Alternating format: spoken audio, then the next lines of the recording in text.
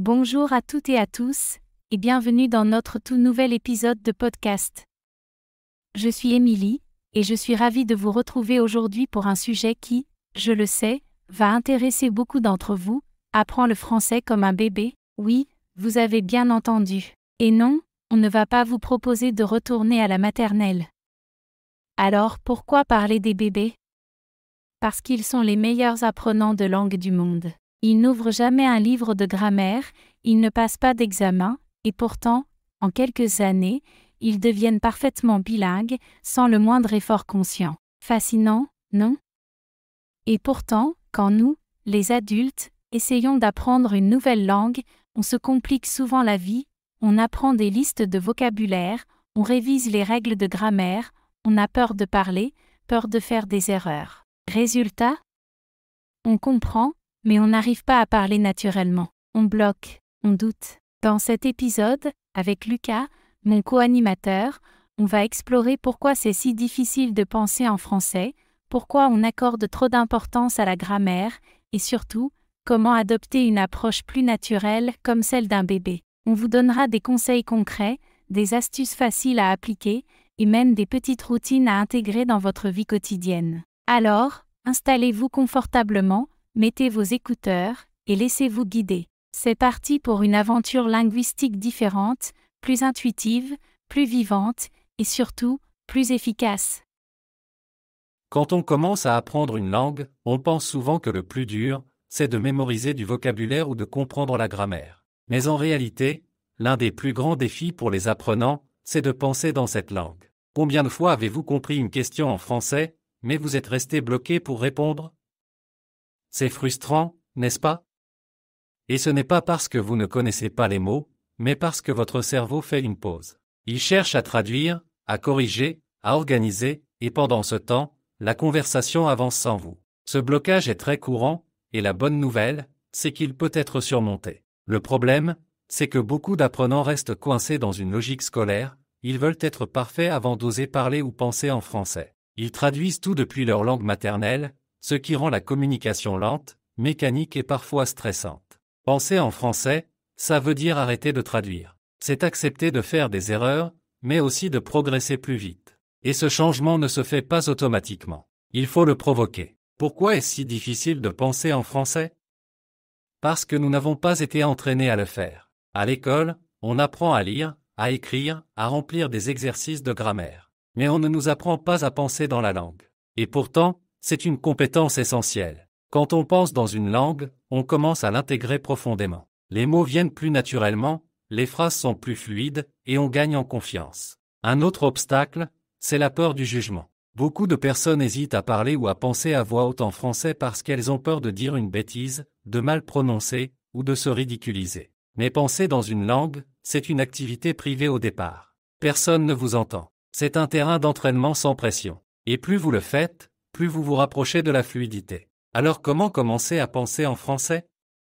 C'est plus simple que vous ne le pensez. Commencez par des petites choses du quotidien, décrivez ce que vous voyez autour de vous, racontez votre journée dans votre tête, imaginez un dialogue simple dans une boutique ou un café. Utilisez les mots que vous connaissez déjà, même s'ils sont simples. Ce n'est pas grave. L'important, c'est de faire travailler le cerveau en français.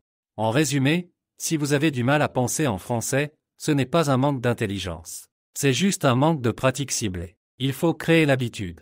Il faut entraîner votre cerveau à fonctionner en français, comme un muscle. Et plus vous vous autorisez à penser en français, sans juger vos erreurs, plus vous deviendrez rapide, naturel, et surtout, confiant. Vous savez, quand j'ai commencé à apprendre une langue étrangère, je me suis précipitée sur les livres de grammaire. Je voulais tout comprendre, tout maîtriser, les conjugaisons, les accords, les exceptions. Et vous savez quoi ? Je ne parlais presque jamais. C'est une erreur que beaucoup de gens font, surtout au début. On pense que pour bien parler, il faut d'abord bien connaître toutes les règles. Mais en réalité, cette obsession pour la grammaire peut devenir un véritable frein. Quand on se concentre trop sur la grammaire, on a peur de faire des fautes, alors on se tait. On passe plus de temps à réfléchir aux règles qu'à simplement communiquer. Bien sûr, la grammaire a son importance. Elle donne une structure à la langue, elle permet d'être plus clair et plus précis. Mais ce qu'on oublie souvent, c'est que la grammaire vient naturellement avec la pratique. Regardez les enfants. Ils parlent bien avant de connaître la moindre règle de grammaire. Ils écoutent, ils répètent, ils se trompent, et ils apprennent. C'est en parlant qu'ils comprennent, peu à peu, comment fonctionne la langue. Pourquoi ne pas faire pareil? Je me souviens d'un de mes anciens élèves, très studieux, qui avait mémorisé des tableaux entiers de conjugaison. Il connaissait toutes les règles, mais il n'osait jamais ouvrir la bouche en classe. Il avait peur de se tromper. À l'inverse, une autre élève, beaucoup plus spontanée, faisait des fautes, c'est vrai, mais elle progressait vite. Elle parlait, elle s'amusait, et surtout, elle communiquait. Et c'est ça le but, non? Pouvoir s'exprimer, échanger, même avec des erreurs. Alors mon conseil est simple, détendez-vous avec la grammaire. Ne cherchez pas la perfection dès le départ. Utilisez des phrases simples, courtes, que vous entendez souvent. Répétez-les, utilisez-les dans des contextes variés. Laissez votre oreille s'habituer à la musique du français. Et surtout, parlez. Même si vous faites des fautes, les fautes sont une preuve que vous essayez. Elles sont nécessaires pour progresser. Si vous sentez que la grammaire vous bloque, essayez de changer d'approche. Écoutez des dialogues, regardez des vidéos, imitez ce que vous entendez. Laissez les règles venir plus tard, petit à petit, au fur et à mesure que vous gagnez en confiance. La grammaire, c'est comme les roues d'un vélo. Elles sont utiles, mais ce qui vous fait avancer, c'est de pédaler. Alors, pédalez, parlez, amusez-vous avec la langue. Vous verrez, la fluidité viendra beaucoup plus vite que vous ne le pensez. Vous êtes-vous déjà demandé pourquoi les bébés apprennent leur langue maternelle si facilement, sans manuel de grammaire, sans liste de vocabulaire et sans pression? C'est fascinant, non? Et si on pouvait, nous aussi, apprendre une langue comme eux? Aujourd'hui, on va voir comment les bébés peuvent devenir nos professeurs, sans même parler. Quand un bébé naît, il n'a aucune notion de grammaire, aucun dictionnaire en main, et pourtant, à 2 ou 3 ans, il commence déjà à faire des phrases complètes. Comment? En écoutant, en observant, en répétant, et surtout, en étant plongé dans un environnement 100% en langue. Un bébé passe des centaines d'heures à écouter avant même de prononcer un seul mot. Il entend des conversations pendant qu'on lui donne à manger, pendant qu'on joue avec lui, pendant qu'il observe le monde. Il n'étudie pas, il absorbe. Et cette immersion constante crée une connexion naturelle entre les sons, les mots et le sens. Contrairement à nous, les adultes, les bébés ne se posent pas 1000 questions comme « Est-ce que c'est correct? Est-ce que je fais une faute? Est-ce que mon accent est ridicule ?» Ils répètent ce qu'ils entendent, sans peur, sans jugement. Ils font des erreurs, bien sûr, mais personne ne les interrompt en disant « Non, ce n'est pas le bon temps du verbe ». On les encourage simplement « Oui, bravo. Tu as dit maman ». Cette bienveillance leur donne confiance, et c'est ainsi qu'ils progressent. Alors, comment appliquer cette méthode à notre apprentissage du français? D'abord, il faut écouter beaucoup, sans chercher à tout comprendre. Laissez le cerveau s'habituer au son. Mettez du français en fond, des chansons, des podcasts, des vidéos YouTube. Même si vous comprenez seulement quelques mots, ce n'est pas grave. Ce qui compte, c'est l'exposition régulière. Ensuite, imitez les sons, même si vous ne comprenez pas encore le sens exact. C'est comme quand un bébé dit « baba » pour « biberon ». C'est le début de la parole. En répétant, en imitant l'intonation des natifs, vous allez améliorer naturellement votre accent et votre fluidité. Et surtout, autorisez-vous à parler simplement, comme un bébé. Utilisez des mots simples, des phrases courtes. N'attendez pas de connaître tout le subjonctif ou le conditionnel passé pour commencer à parler. Dites ce que vous pouvez, avec les moyens du bord. Vous allez vous surprendre. Progressez beaucoup plus vite ainsi. Un autre point essentiel, répétez les mêmes choses souvent. Les bébés apprennent en entendant les mêmes expressions tous les jours. Tu veux du lait? On va au dodo, bravo. Pour vous aussi, répéter les mêmes phrases en français vous aidera à les intégrer naturellement. Créez des routines. Par exemple, chaque matin, dites à voix haute, je me lève, je bois du café, je me prépare. Cela devient automatique. Enfin, souvenez-vous que les bébés ne parlent pas pour être parfaits, ils parlent pour communiquer. Et c'est là tout l'objectif de la langue, transmettre une idée, un besoin, une émotion. Si vous comprenez ça, vous allez relâcher la pression et parler avec plus de naturel. Alors, prêt à devenir des bébés linguistiques? Oubliez un moment la perfection. Plongez dans le français. Écoutez, répétez, jouez avec les mots. Et surtout, amusez-vous. Laissez-moi vous poser une question simple. Combien de temps passez-vous chaque jour à écouter du français? Pas à l'étudier, pas à faire des exercices, juste à écouter? Pour beaucoup d'apprenants, la réponse, très peu. Et pourtant, l'écoute est l'un des piliers les plus puissants pour apprendre une langue, surtout si vous voulez parler naturellement. Pensez aux bébés. Avant même de prononcer un seul mot, ils passent des centaines d'heures à écouter leur entourage. Ils absorbent les sons, les intonations, les rythmes.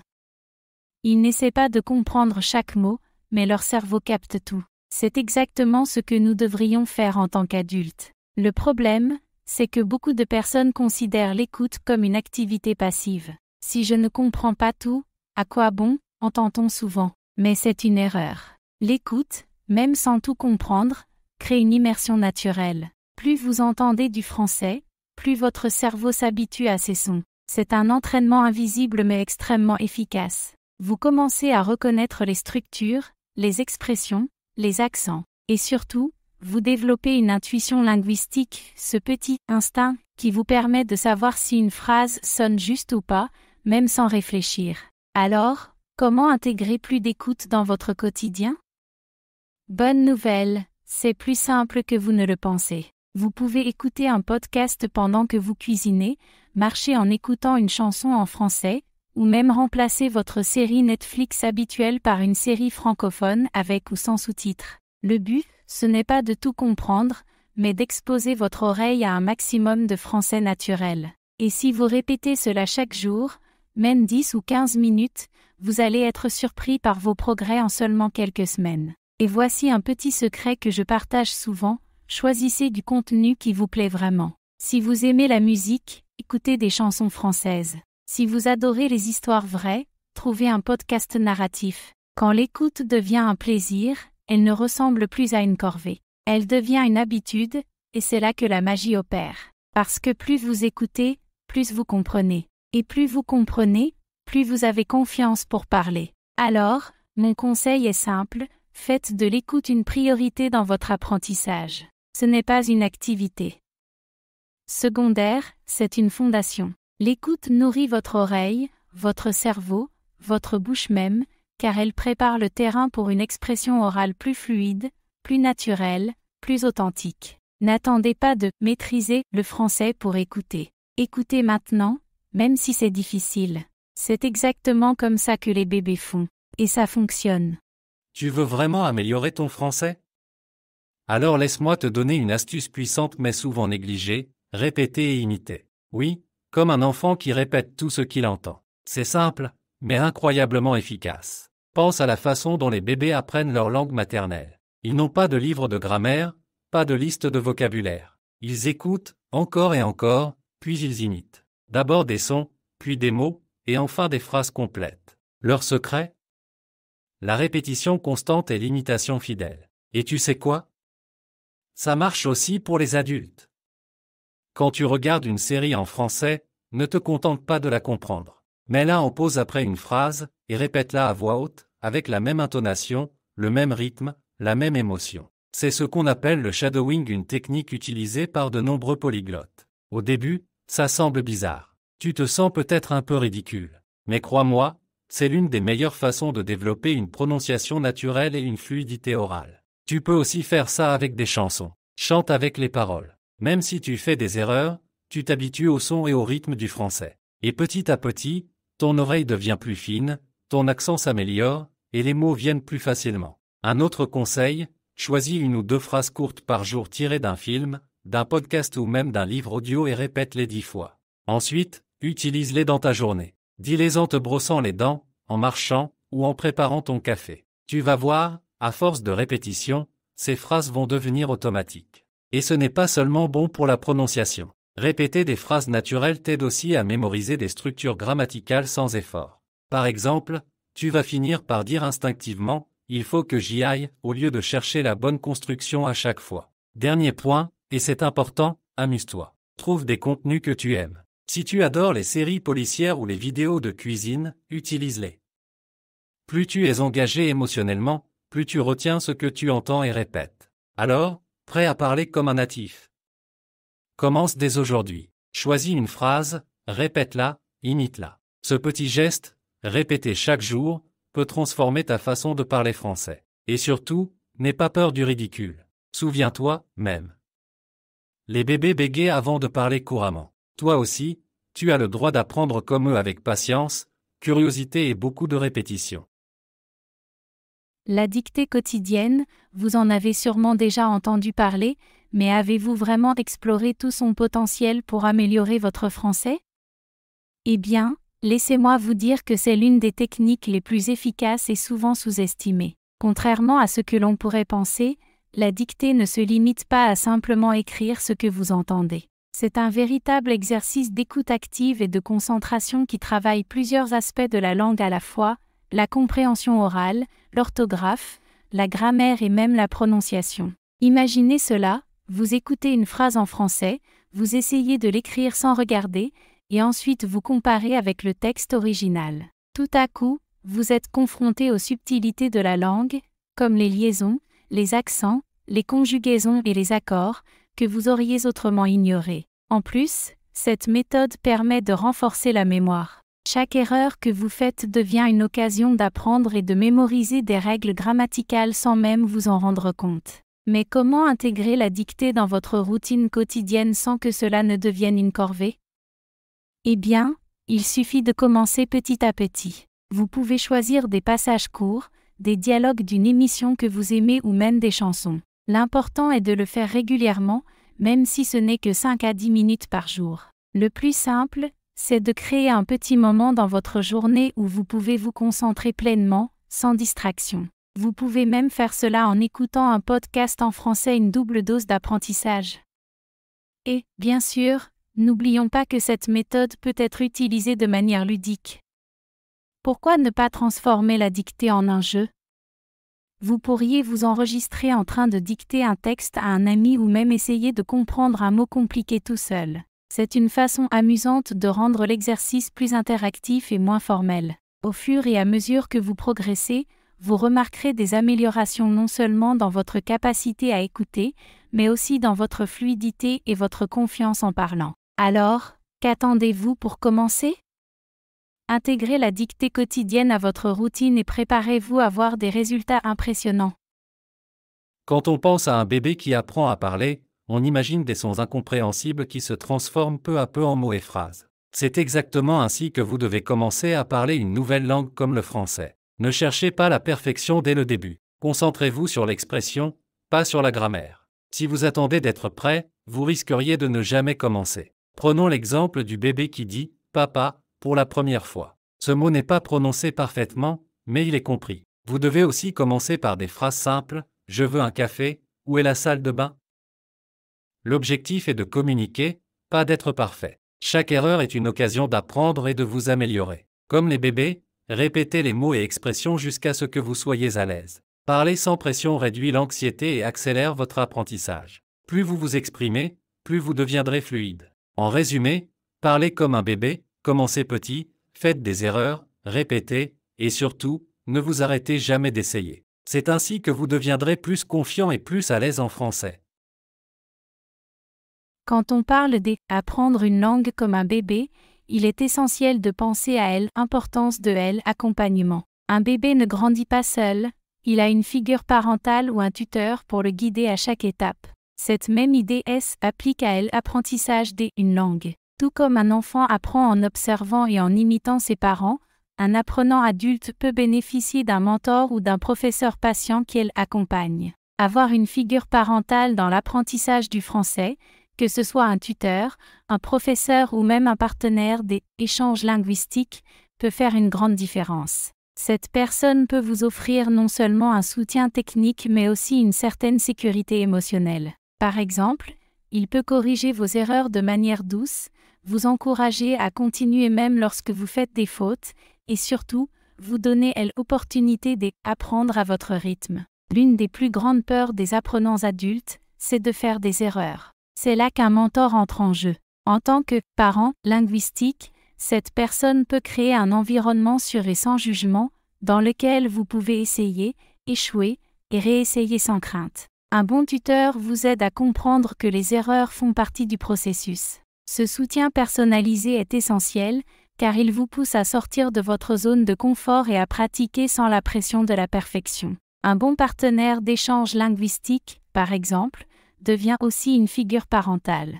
Ce n'est pas seulement une personne avec qui parler, mais un guide qui vous aide à structurer vos conversations, à enrichir votre vocabulaire et à perfectionner votre prononciation. Grâce à leur retour constructif, vous apprenez petit à petit à exprimer vos idées avec plus de fluidité et de confiance. Enfin, rappelez-vous que l'important, ce n'est pas de tout savoir tout de suite, mais d'avoir quelqu'un qui vous aide à grandir, vous soutient quand vous en avez besoin, et vous aide à vous épanouir dans votre apprentissage. Le chemin vers la maîtrise du français devient ainsi plus agréable et moins stressant. Donc, si vous n'avez pas encore de parents linguistiques, il est peut-être temps d'en chercher un. Cela pourrait être exactement ce dont vous avez besoin pour franchir un nouveau cap dans votre apprentissage du français. L'apprentissage d'une langue, comme celui d'un bébé, nécessite un accompagnement. Un bébé ne grandit pas seul, il apprend en observant et en imitant ses parents. De la même manière, un apprenant adulte peut bénéficier du soutien d'un mentor ou d'un professeur patient. Cette figure parentale, qu'il s'agisse d'un tuteur, professeur ou partenaire d'échanges linguistiques, offre un soutien technique et émotionnel essentiel. Un mentor crée un environnement où l'apprenant peut faire des erreurs sans crainte. Les erreurs sont vues comme une étape normale du processus d'apprentissage, ce qui permet de progresser sans la pression de la perfection. Un bon tuteur ou partenaire linguistique offre des retours constructifs et aide à structurer les conversations, enrichir le vocabulaire et perfectionner la prononciation. L'important n'est pas de tout savoir immédiatement, mais d'avoir quelqu'un pour vous guider et vous soutenir à chaque étape. Cela rend l'apprentissage plus agréable et moins stressant. Si vous n'avez pas encore de parents linguistiques, il est peut-être temps d'en chercher un. Cela pourrait être la clé pour améliorer votre français et avancer avec confiance.